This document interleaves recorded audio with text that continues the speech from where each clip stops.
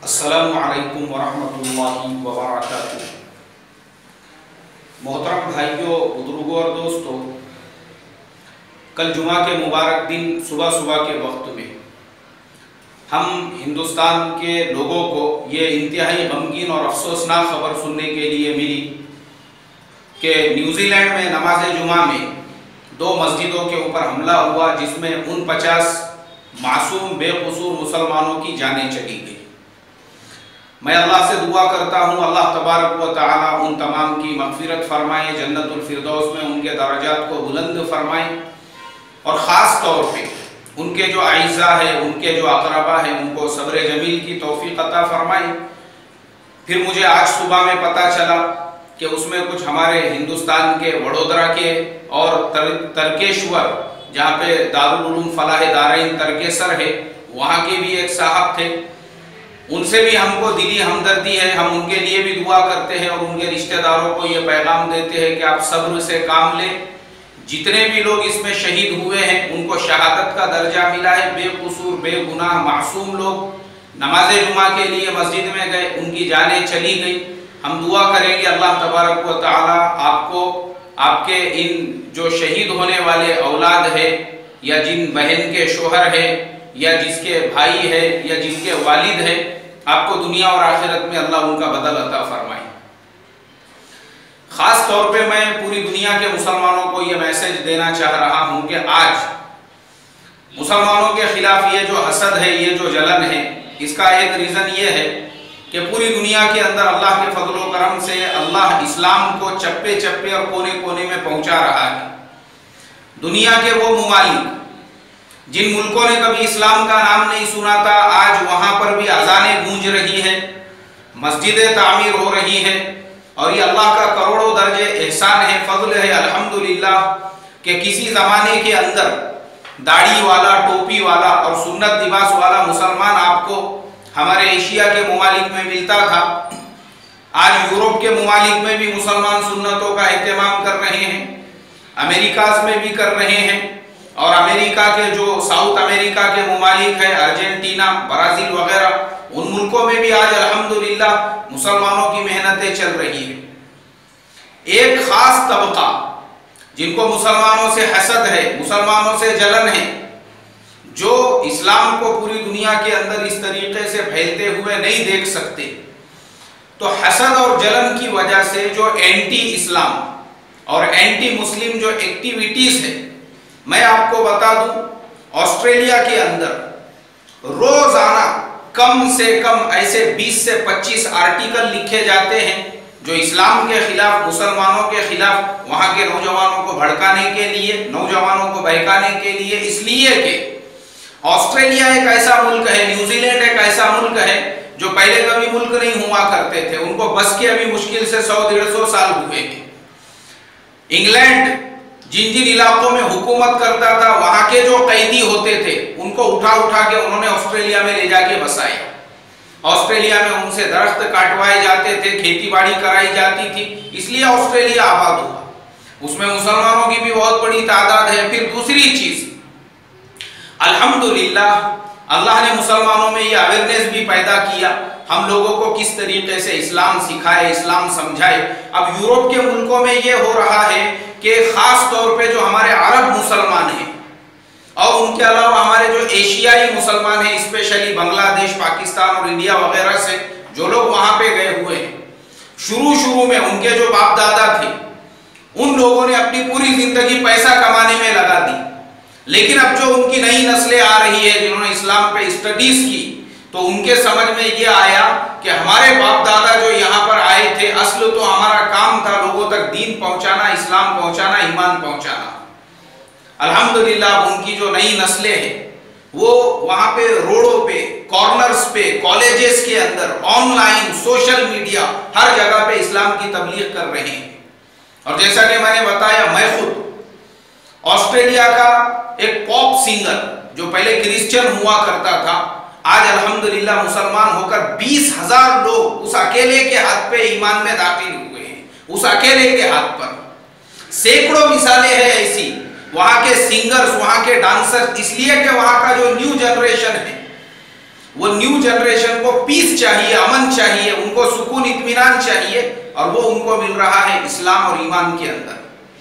अब मेरे मोहतरम दोस्तों, इसका मुसलमान जो कसरत के साथ में वहां के लोग हो रहे हैं, मसाजिद की तादाद, अभी मैं 2-4 दिन पहले एक रिपोर्ट पढ़ रहा था कि अमेरिका के अंदर तकरीबन सैकड़ों ऐसे सिनेमा हॉल्स है जिनको मुसलमानों ने खरीद के मस्जिद बना लिया। यूरोप के मुल्कों के अंदर आज वहां की न्यू जनरेशन और नौजवान नस्ल चर्च में जाना नहीं चाहती है। मुसलमानों ने वहां के चर्चेस खरीद लिए और उन चर्चों को मसाजिद के अंदर कन्वर्ट कर दिया। सैकड़ों मिसालें हैं ऐसी, सैकड़ों मिसालें। अब इस वजह से यह हो रहा है कि जो वहां के कट्टरपंथी है वो जब ये देख रहे हैं कि मुसलमानों की तादाद बढ़ रही है, हमारे चर्चेस जो है हमारे हाथों से निकल रहे हैं, और इस तरीके से सिनेमा हॉल्स को भी ये लोग मसाजिद बना रहे हैं, तो एक एंटी इस्लाम और एंटी मुस्लिम जो है, जो कम्युनिटी तैयार हुई है, उनका काम ही ये है सोशल मीडिया पे बैठकर इस्लाम के खिलाफ जहर फैलाना, इसी तरीके से आर्टिकल्स लिखना, मज़ामीन लिखना, ये काम वहां पे जो हो रहे हैं, ये जो सरफिरा टेररिस्ट था ये उसी की पैदावार है। उसके जहन में किसी ने जहर घोल दिया, मुसलमानों के खिलाफ उसको भड़काने का काम किया, इसके लिए बात यहां तक पहुंची। लेकिन मेरे मोहतरम दोस्तों, अब मैं दुनिया के मुसलमानों को यह पैगाम देना चाहता हूं, याद रखो, इस तरह के जो अटैक्स है वो हमारी मेहनत को नहीं रोक सकते। पूरी दुनिया में दावत और तबलीग के लाइन से जो मेहनत हो रही है, इस्लाम का सही मैसेज पहुंचाने का जो काम हो रहा है, ये अटैक हमारे रास्ते की रोड और रुकावट नहीं बन सकता। आप तमाम लोगों से दरखास्त करूंगा कि अपने मस्जिदों के दरवाजे हर एक के लिए खोलो। आज भी अगर 1-2 सरफिरे हैं तो सेक्युलर और मुसलमानों के लिए हमदर्दी का ख्याल और जहन रखने वालों की तादाद भी लाखों हजारों की तादाद में है। अपने मस्जिदों के दरवाजे हर एक के लिए खोलो, हर मजहब वाले का अपने मस्जिद में वेलकम करो, उनको बुलाओ और उन पे खर्च करो। ऐसा नहीं है कि खाली बयानबाजी हो रही है, बोल बच्चन हो रहा है, नहीं।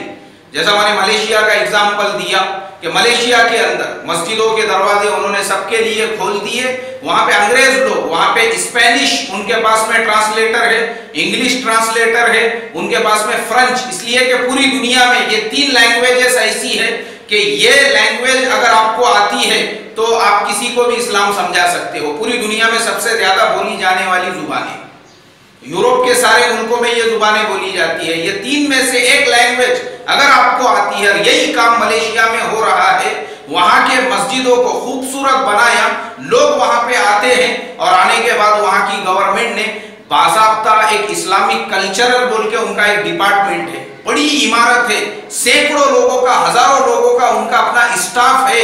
उनका काम ही ये है कि मस्जिदों में उनकी फीमेल्स, उनके मेल्स, जैसे ही ये टूरिस्ट आते हैं उनका मोस्ट वेलकम करते हैं, उनको चाय कॉफी पिलाते हैं, उनको कोल्ड ड्रिंक पिलाते हैं, उनको बिठाते हैं, उनका इकराम। ये जो अल्लाह के नबी सल्लल्लाहु अलैहि वसल्लम वाला तरीका है, उस तरीके से वो लोग तबलीग का काम कर रहे हैं। और फिर जब उन लोगों को मस्जिद बताते हैं, मस्जिद के अंदर मेहराब बताते हैं, उनके दिल से ये बदगुमानियां निकालते हैं जो हमारे दुश्मनों ने दिलो दिमाग में फैलाई हुई है कि मस्जिदों के अंदर मुसलमानों को बहकाने का और टेररिज्म के एजुकेशन का काम किया जाता है। उन्होंने इसको कट करने का और इसको खत्म करने का काम किया, गलत फहमी और बदगुमानियों को दूर किया।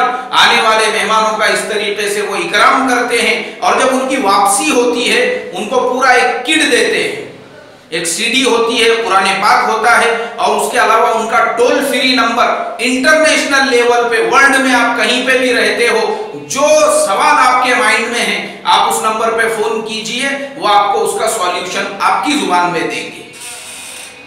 मेरे मोहतरम दोस्तों, ये असल मुसलमानों के करने का काम यही था, और माशाअल्लाह वो लोग ये काम कर रहे हैं।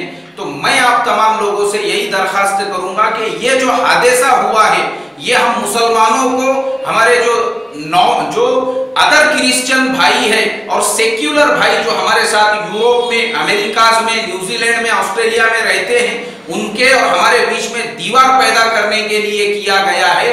ऐसे साजिश करने वालों की साजिशों को हमें अगर फेल करना है तो फिर हम लोगों को उसी तरीके से काम करना पड़ेगा जिस तरीके से मलेशिया के अंदर काम हो रहा है।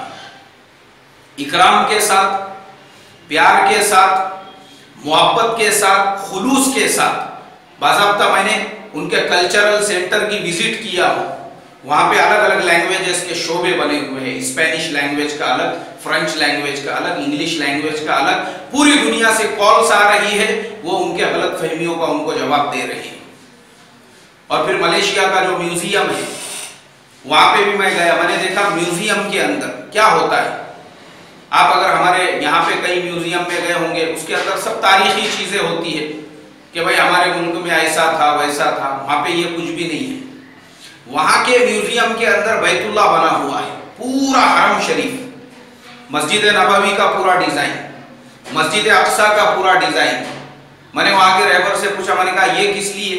बोले हमने ये इसलिए बनाया है, अभी दुनिया भर से जो लोग आते हैं, मैंने मेरी आंखों से देखा, एक पूरी अंग्रेजों की जमात 10 से 12 लोग और एक फीमेल, एक आपाजान जो है वो उनको समझाने लगे कि देखो मुसलमान जो मक्का जाते हैं वहां जाके क्या करते हैं, ये बैतुल्लाह का इस तरीके से तवाफ करते हैं।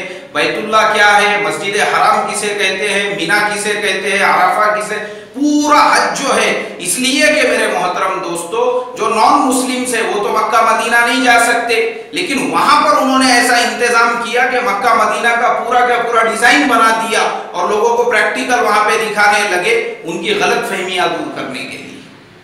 तो इसके लिए ये हादसा वाकई में भी हम मुसलमानों के लिए बहुत बड़ा हादसा है। जिन लोगों के घरों से जो लोग शहीद हुए हैं उनका दर्द और गम वही लोग जानते हैं। लेकिन मैं ये मैसेज देना जरूरी समझता था कि ये खास इसीलिए किया गया कि हमारे और हमारे क्रिश्चियन भाइयों के बीच में दूरियां पैदा की जाए।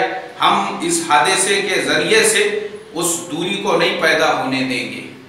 हमारे जो ताल्लुकात, रिलेशंस उनके साथ हैं उनको वैसा ही रखेंगे। इसी तरीके से हमारा जो तबलीग का काम चल रहा है, जिस तरीके से हमारी बहनें, हमारे भाई इन मुल्कों में काम कर रहे हैं, हम इसी तरीके से काम करते रहेंगे। इसी तरीके से अफ्रीकन ममालिक के अंदर भी जो मुसलमान रहते हैं, मेरी उनसे दरखास्त है, अफ्रीकन जो ब्लैक्स है उनको अपना भाई समझो, अपने करीब करो। अगर हम अपनी मस्जिदों पे करोड़ों अरबों रुपये खर्च कर रहे हैं तो उससे बेहतर ये है कि हम अपनी मस्जिदों का जो पैसा है वो उन कालों के ऊपर खर्च करें, उनके तबलीग पे खर्च करें, उनके तालीम पे खर्च करें, उनकी तरबियत पे। ये वो कौमें हैं जिनको दुनिया ने सैकड़ों सालों तक ठुकराया। अगर मुसलमान भी उनको गले से नहीं लगाएंगे, मुझे आप बताइए ना कौन उनको गले से लगाएगा।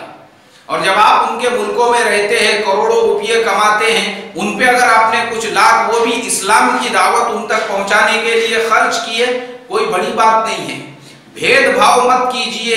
एक कारगुजारी मुझे ऐसी भी सुनने के लिए मिली कि बाज़ अफ्रीका के ममालिक के अंदर जो इज्तिमात वगैरह भी होते हैं, उसके अंदर कालों का खाने का दस्तरखान अलग होता है और हम इंडियंस का दस्तरखान अलग होता है। इस्लाम में ये भेदभाव नहीं है। अल्लाह के वास्ते ऐसा मत करो। वो बेचारे पूरी दुनिया के ठुकराए हुए हैं, उनको सीने से लगाओ। इस्लाम में ये चीज जर्रा बराबर भी नहीं है और इस्लाम में इसके लिए कोई जगह नहीं है। सबको अपना समझकर, सबको समेट कर, सबको सीने से लगाकर, इसलिए कि वो वक्त दुनिया में अब करीब है जो अल्लाह के नबी सल्लल्लाहु अलैहि वसल्लम ने अपनी बेटी हजरत फातिमा से फरमाया था कि फातिमा गम और अफसोस मत कर।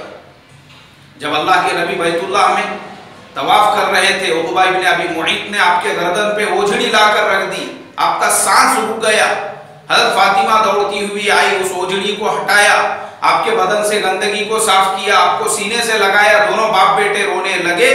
तब अल्लाह के नबी ने फरमाया, बेटी फातिमा गम मत कर, एक वक्त ऐसा आएगा तेरे बाप का लाया हुआ ये दीन दुनिया के हर कच्चे और पक्के मकान में पहुंचकर रहेगा। और वो वक्त मेरे मोहतरम दोस्तों बहुत करीब है। अब उसके लिए ऐसे मसाइल, ऐसे हादसे, ऐसे हालात आते रहेंगे, हमको डट कर उसका मुकाबला करना है। और दुआ करती हैं अल्लाह तबारक व तआला से, अल्लाह तबारक व तआला पूरी दुनिया के मुसलमानों की भरपूर मदद और नुसरत फरमाए। दुश्मनों की जो साजिशें हैं, अल्लाह उनकी साजिशों को उन्हीं के ऊपर पलटाने और उन्हीं के ऊपर फेरने के फैसले फरमाएं और उनको हिदायत अता फरमाएं। और जिनके हिदायत में, जिनके मुकद्दर में हिदायत नहीं है, फिर अल्लाह उनके साथ वही मुआमला फरमाए जो अल्लाह के नबी ने दुआ की, अल्लाहुम्मा शत्तित शमलहुम व फर्रिक़ जमअहुम व खालिफ बैन कलिमतिहिम व मुह् आसारहुम वक़्ता' दाबिरहुम वअंज़िल बिहिम बअसकल लज़ी ला तरुद्दु अनिल क़ौमिल मुजरिमीन। अस्सलामु अलैकुम व रहमतुल्लाहि व बरकातुहू।